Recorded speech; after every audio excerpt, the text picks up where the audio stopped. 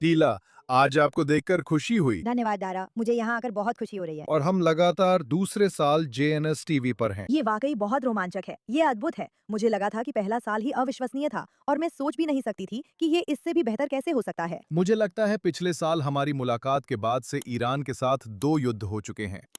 एक ही युद्ध के दो चरण हैं, लेकिन दो युद्ध माने जाते हैं। मैं पिछले साल गर्मियों में यहाँ थी। वो काफी रोमांचक था और अब यहाँ और भी लोग हैं। और लोग लगातार आते जा रहे हैं। हम एक और ले लेंगे।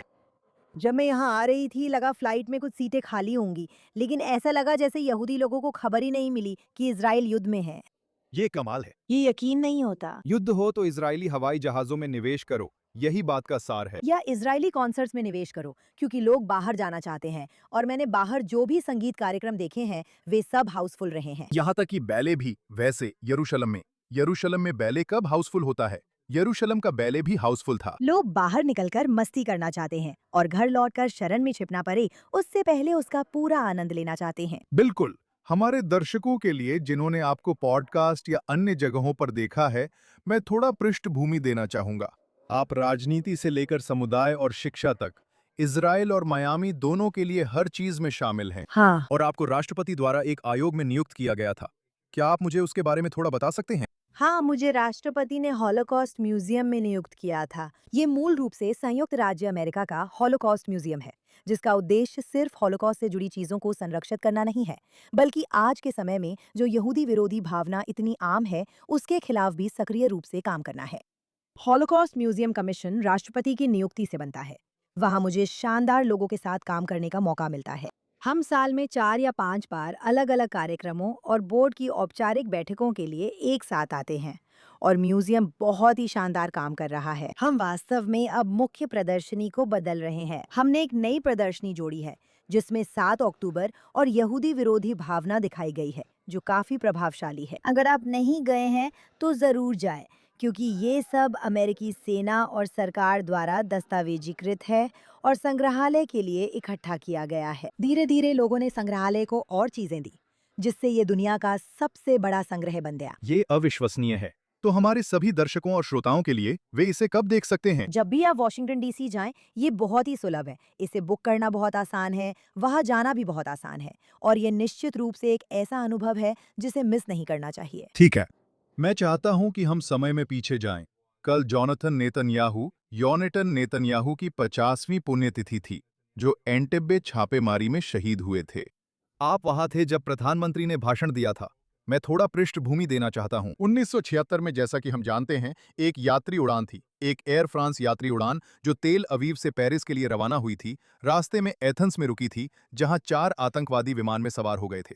उन्होंने 248 लोगों को बंधक बनाकर लीबिया ले गए। बिल्कुल, हमारे लीबिया के दोस्तों ने विमान में ईंधन भरवाया और उन्हें एंटेब्बे भेज दिया, जो अंततः वही जगह थी जहां ईदी अमीन, जिसे इजराइल ने एक सैन्य कमांडर के रूप में प्रशिक्षित किया था, ने फिलिस्तीनी और जर्मन आतंकवादियों के साथ मिलकर इन लोगों को बंधक बनाया, यहूदियों को अलग कर दिया और हॉलोकॉस्ट की बात की।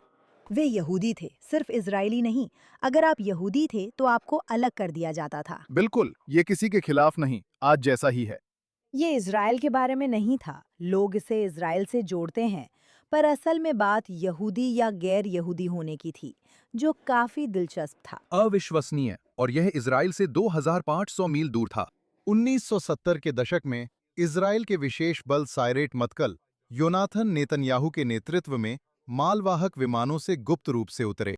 एक दल गया और 12 मिग विमानों को उड़ा दिया, जो युगांडा की सेना के लिए थे, और दूसरा दल, जिसका नेतृत्व योनी कर रहे थे, बंधकों को बचाने गया। 102 बंधक जो सभी अपने घर लौट आए। एक व्यक्ति को अस्पताल ले जाया गया और शायद वहीं मारा गया या मरने के लिए छोड़ दिया गया। बाकी 102 लोग लौट आए। सिर्फ एक की मौत हुई। वो योनी नेतन्याहू थे। एक व्यक्ति गंभीर रूप से घायल हुआ था, जिसके बारे में लोग बात नहीं करते। उसका नाम सुरेन हर्षको था। वो यूक्रेन से एक अकेले सैनिक थे, शायद पूर्वी यूरोप से। वो आज भी जीवित है। उन्हें गर्दन में गोली लगी थी। गर्दन से नीचे पूरी तरह से लकवा हो गया और वो पिछले 50 वर्षों से क्वाड्रीप्लेजिक हैं। और मैं उन्हें बहुत अच्छी तरह जानती हूँ और उन्होंने वास्तव में मुझसे कहा है कि वो ये फिर से करेंगे और ये इसके लायक था। येतिला, जब मैंने इस बारे में पड़ताल की और जाना, तो मुझे ये कहानी नहीं पता थी। और ये तो और भी पागलपन है, क्योंकि उन्होंने अपनी सेवा पहले ही पूरी कर ली थी सुरेन। उन्होंने अपनी बंदूक वापस कर दी थी। जब सुना कि साथी सैनिक ये करने वाले हैं, तो वो भी इसमें शामिल होना चाहते थे। तो वो अपने रूममेट के डॉर्म के कमरे में गए, उसकी बंदूक चुरा ली और एक नोट छोड़ दिया, जिसमें लिखा था, मैं इसे वापस लौटा दूंगा। वो विमान में चढ़े, इस बचाव मिशन में हिस्सा लिया, और ये भटकी हुई गोली उनकी गर्दन में लग गई और वो अकेले घायल हुए।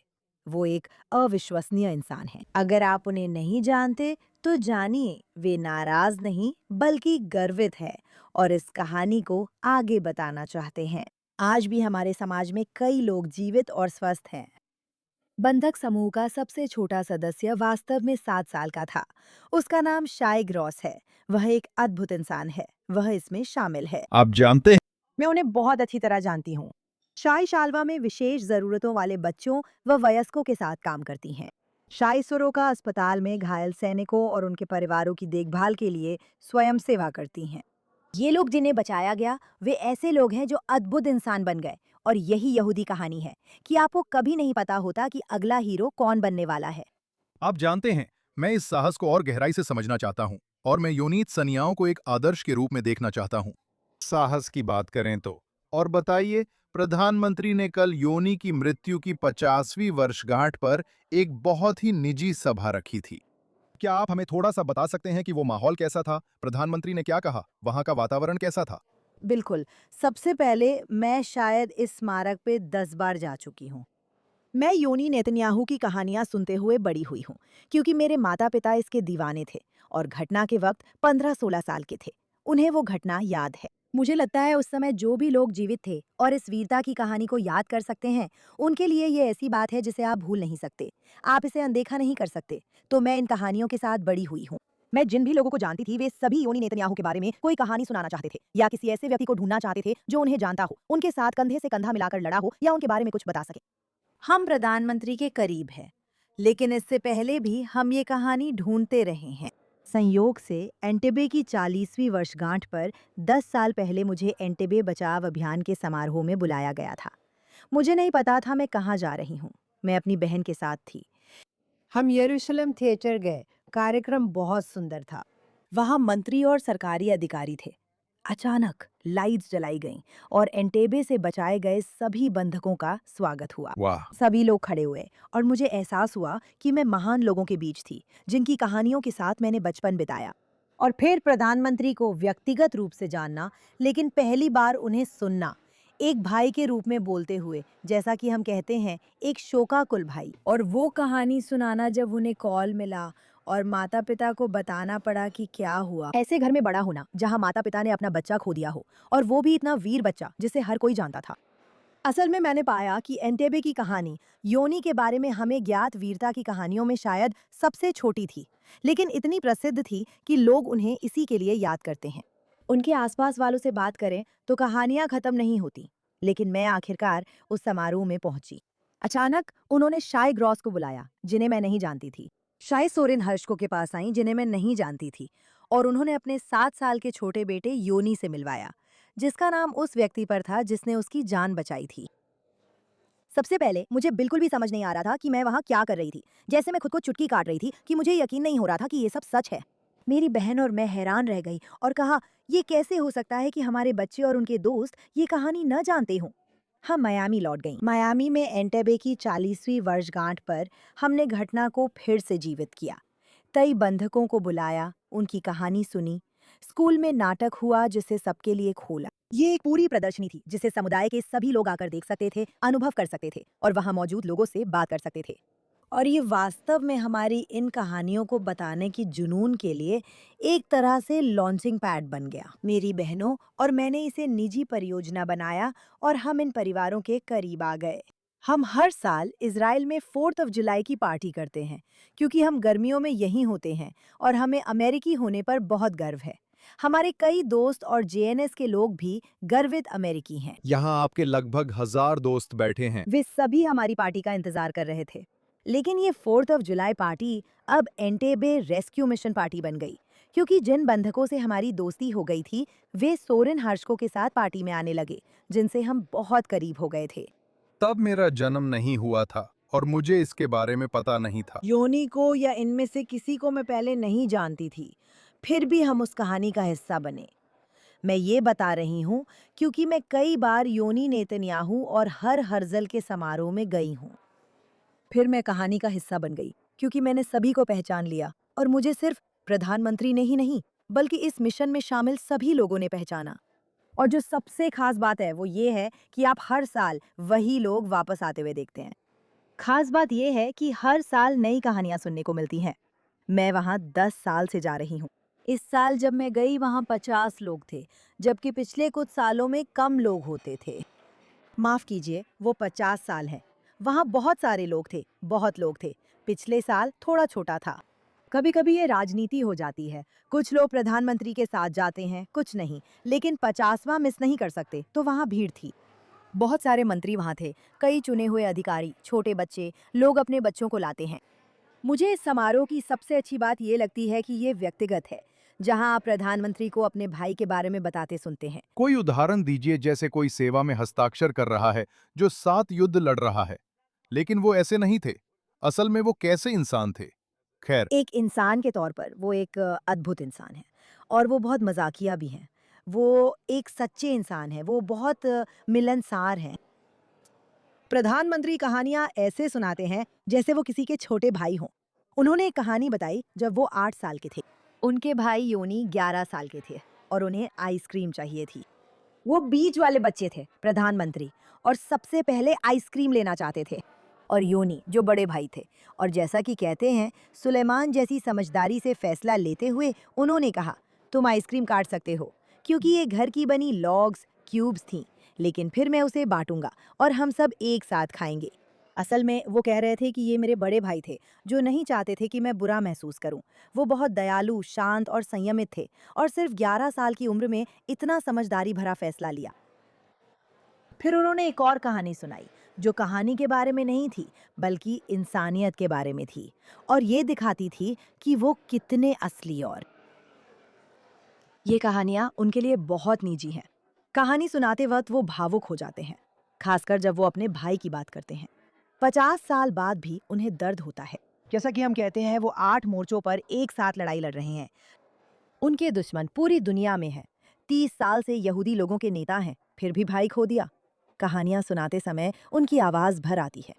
उन्होंने बताया कि जब उनके माता-पिता बाहर थे, उन्होंने मार्शमैलो लेने की कोशिश की, जिससे मार्शमैलो गिर गए और उनके पैर में गहरा कट लग गया, जिससे बहुत खून बहा।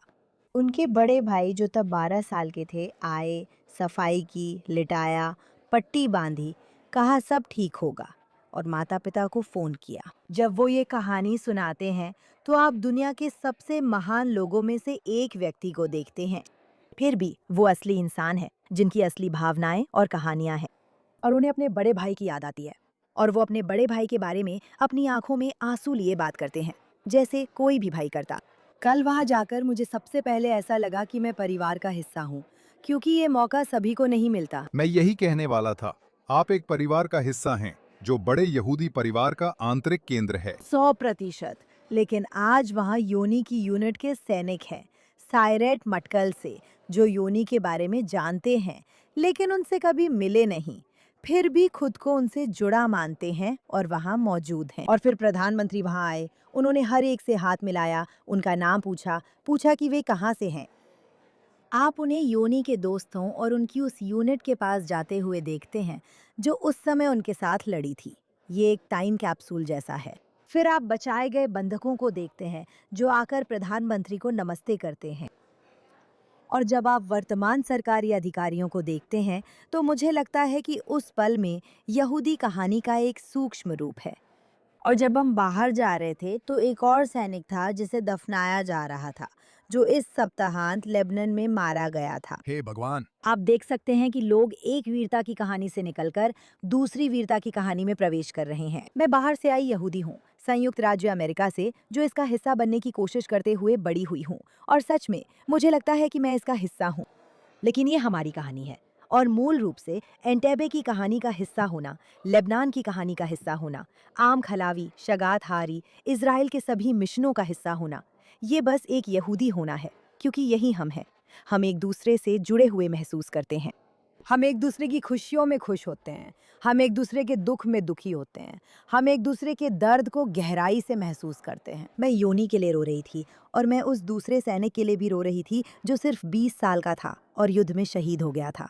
और मैं दोनों में से किसी से भी कभी नहीं मिली थी। मैं मियामी में रहती हूँ और दोनों से जुड़ाव महसूस हुआ।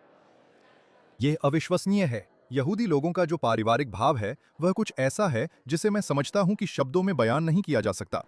अगर आप सच में यहूदी नहीं हैं, एक यहूदी व्यक्ति नहीं है, तो शायद इसका एकमात्र वर्णन किसी ऐसे व्यक्ति के लिए होगा जो यहूदी नहीं है। सोचिए कि आप अपने परिवार के बारे में कैसा महसूस करते हैं। हम हर यहूदी के लिए वैसा ही महसूस करते हैं। तो सुनिए, लोग कहते हैं एक बच्चे को पालने के लिए पूरे गांव की जरूरत होती है ना? हर किसी का अपना एक गांव होता है, लेकिन हमारे पास सिर्फ अपना गांव भर नहीं है। हमारा गांव बहुत बड़ा और खुला है। और जब लोग सोचते हैं कि हम अपने में सिमटे हुए हैं, तो ऐसा बिल्कुल नहीं है। हम दूसरों के लिए बहुत खुले हैं, अपने लोगों के लिए भी, लेकिन उन लोगों के लिए भी जो इस कहानी का हिस्सा बनना चाहते हैं। क्योंकि मुझे नहीं पता ये जानकारी सार्वजनिक है या नहीं, पर लोग समझ लेंगे। एंटेबे के बंधकों को इस साल फिर से युगांडा जाने और अपनी कहानी को फिर से जीने के लिए आमंत्रित किया गया था।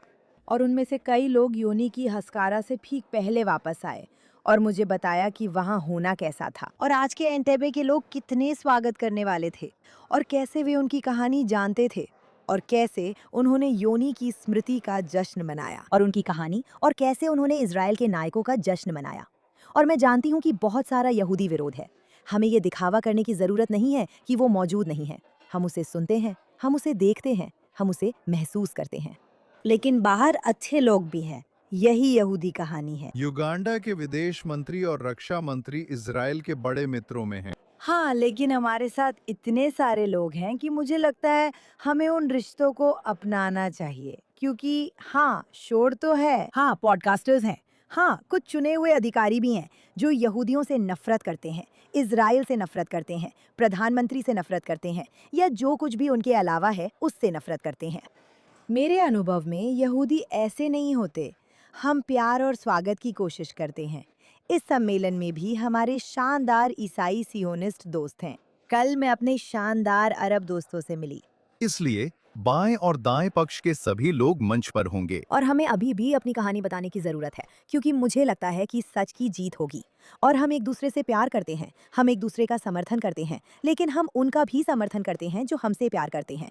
जब कोई आपसे नफरत करे तो इसे गंभीरता से लें, लेकिन जब कोई आपसे प्यार करता है तो हमें उसे भी गंभीरता से लेना चाहिए, क्योंकि हमारे पास चुने हुए अधिकारी हैं जो पूरी तरह से हमारे पक्ष में हैं, चाहे वो संयुक्त राज्य अमेरिका में हो या कई अन्य देशों में। हमें उन रिश्तों को अपनाना चाहिए। हमें आगे बढ़कर उनसे संपर्क करना चाहिए और सिर्फ धन्यवाद नहीं कहना चाहिए, बल्कि पूछना चाहिए कि हम आपके लिए क्या कर सकते हैं। हमेशा रक्षात्मक रहने और हज़बारा की बात करने के बजाय या ये कहने के बजाय कि हम दुनिया की सबसे नैतिक सेना हैं, हम हैं। हम आम नागरिकों को निशाना नहीं बनाते, लेकिन हशपा पर भी ध्यान देना चाहिए। हमें रक्षात्मक होने के बजाय अच्छे प्रभावों पर ध्यान देना चाहिए। अरे ली, आक्रामक बनो। प्रभाव डालना यानी दुनिया को दिखाना कि हमने क्या किया और क्या अद्भुत चीजें दी। तो मैं एक सेकंड के लिए इसी बात को उठाना चाहता हूं। जैसा कि हम जानते हैं, हाल ही में संयुक्त राज्य अमेरिका में हुई घटनाओं में इजराइल के बारे में बहुत कठोर टिप्पणियां की गई हैं। इजराइल को अभी हमारे सबसे अच्छे दोस्तों द्वारा भी किसी भी कारण से अलग थलग किया जा रहा है। ऐसा दिखाया जा रहा है जैसे उसकी दुनिया में कोई दोस्त नहीं है और वह पूरी तरह से निर्भर है। हमें ऐसे पेश किया जा रहा है जैसे हमारी ताकत सिर्फ अमेरिका के कारण है और शायद हम अमेरिका को भी मध्य पूर्व के युद्धों में उलझा रहे हैं। मैं इस बारे में सवाल पूछना चाहता हूं। ये योनी की भावना है। आज आप इजराइल में योनी की भावना को कैसे देखते हैं? और हम जानते हैं कि यह यहाँ है क्योंकि हम इन पुरुषों और महिलाओं को देखते हैं। हम उनके बीच घिरे हुए हैं जो लड़ रहे हैं। इजराइल इसका उपयोग कैसे कर सकता है? आज ये संयुक्त राज्य अमेरिका के लिए किस तरह का योगदान है? कल प्रधानमंत्री और उनके भाई इत्सहाक दोनों ने जो उद्धरण कहा था, उनमें से एक ये था, मेरे पास शब्दशः नहीं है, लेकिन ये योनी के इस कहानी का हिस्सा बनने की इच्छा के बारे में था और भटकते हुए यहूदियों की कहानी का हिस्सा न बनने के बारे में था। वो अपने बच्चों को पुराने नहीं, बल्कि आज के जीवित और सुरक्षित इजराइल के बारे में बताना चाहते थे। ये वही उद्धरण था जो कल दोनों भाइयों ने 2 बार इस्तेमाल किया। वो हमेशा कहते थे, और मैं ये उद्धृत करना पसंद करती हूँ, कि अगर आपने योनी के पत्र नहीं पढ़े तो जरूर पढ़ें। वे भविष्यवाणी जैसे हैं। अद्भुत किताब। ऐसा लगता है कुछ नहीं बदला, लेकिन सब कुछ बदल गया है और ये आज भी प्रासंगिक है। दूसरा उद्धरण जो मुझे हमेशा याद रहता है वो है कि उन्होंने हवाई जहाज की खिड़की से इज़राइल देखा और कहा, मेरा दिल एक पल को रुक जाता है। मेरे दिल में हलचल है क्योंकि वो परिपूर्ण नहीं लेकिन हमारी है और हमेशा रहेगी। और ये दोनों संदेश योनी नेतन्याहू के हैं, जो मुझे लगता है कि आज हम जो युद्ध लड़ रहे हैं और हमारे सैनिकों की वीरता की कहानी है उस पर बहुत लागू होते हैं। अक्सर हमें लगता था कि हमारे सैनिक टिकटॉक पीढ़ी जैसे हैं, पर हमने नहीं सोचा था कि वे ऐसे सामने आएंगे। बिल्कुल सही। और इस देश में ऐसा कोई नहीं है जिसे इस युद्ध ने सीधे तौर पर प्रभावित ना किया हो, ना कि परोक्ष रूप से, जैसे कोई दोस्त, भाई, बहन, पिता, चाचा या चाची। 7 अक्टूबर से शुरू हुए इस युद्ध से हर कोई प्रभावित हुआ है। हर कोई इस कहानी का हिस्सा बनना चाहता है। ये कहानी भटकते नहीं बल्कि गर्वित यहूदी की है, जो अपने लोगों के लिए लड़ने और उनके पक्ष में खड़े होने को तैयार है। ये योनी की कही हुई बातों में से एक थी। दूसरी बात थी कि वो इज़राइल से हमेशा प्यार करता है, भले ही वो परफेक्ट ना हो। हमारे बीच आंतरिक झगड़े होते रहे हैं और आगे भी होते रहेंगे। हम यहूदी हैं, है ना? 3 यहूदी 10 राय, क्योंकि पहले कहा जाता था 3 यहूदी 4 राय, लेकिन अब तो ये उससे कहीं ज्यादा हो गया है। हमारी राय बढ़ गई है। हम एक दूसरे की राय का सम्मान करते हैं, लेकिन तालमूद असहमतियों पर आधारित है। हमारी विरासत में असहमति भी शामिल है और असहमत होना ठीक है। हम सब एक ही मकसद के लिए लड़ रहे हैं। मैं शारीरिक रूप से नहीं लड़ रही हूँ। मैं संयुक्त राज्य अमेरिका में रहती हूँ। मैं अपनी तरह की जंग लड़ रही हूँ। इजराइल में लोग अलग जंग लड़ रहे हैं, पर हम सब एक साथ हैं। इजराइल का राष्ट्र, आम इस्राएल चाहे, एक और जीवित है। मुझे लगता है कि योनी के दोनों संदेश हैं कि हम सब यहाँ हैं और इस कहानी का हिस्सा बनना चाहते हैं।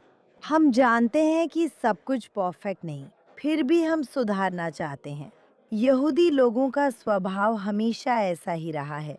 मुझे इस पीढ़ी पर गर्व है। मैं इसका हिस्सा हूँ। मैं इस गर्मी में 45 साल की हो जाऊंगी।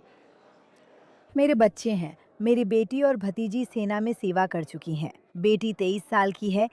हम अमेरिकी यहूदी हैं। हमें ज़रूरी नहीं, फिर भी हम करना चाहते हैं। आप इन बच्चों को आगे आते देखते हैं।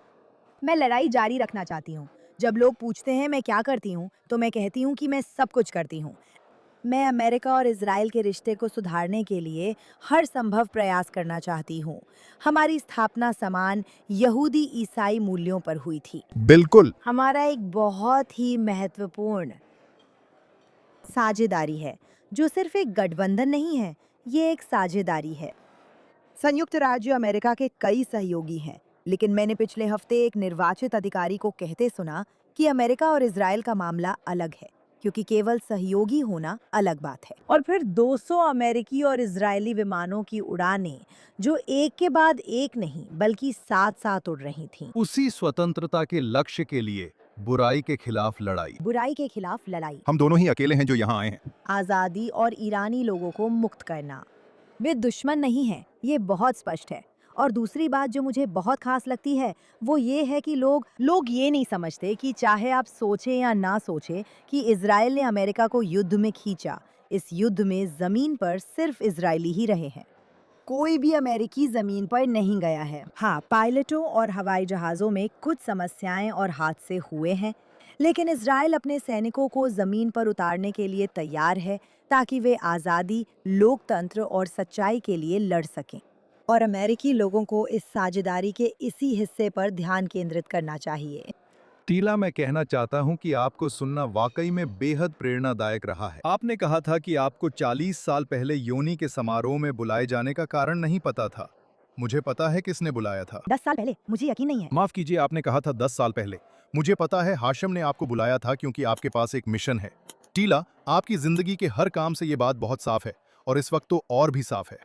धन्यवाद कि आपने योनी की कहानी और साहस को संक्षेप में पेश किया। इस पीढ़ी इजराइल और अमेरिका के लिए इसका क्या मतलब है? योनी को अम्न इजराइल व सभी स्वतंत्रता, लोकतंत्र व सच्चाई में विश्वास करने वालों के लिए हीरो बने रहना चाहिए। और जिसे भी उसके पत्र नहीं पढ़े हैं, उसे जरूर पढ़ना चाहिए। और प्रधानमंत्री को अपने भाई के बारे में बोलते हुए सुनना वाकई अद्भुत था। तो अगर आप उन वीडियोस तक पहुंच सकते हैं जो मुझे यकीन है कि उपलब्ध हैं, तो आपको जरूर देखना चाहिए। ये बहुत खास है। बहुत बहुत धन्यवाद टीला। मुझे यहाँ बुलाने के लिए धन्यवाद।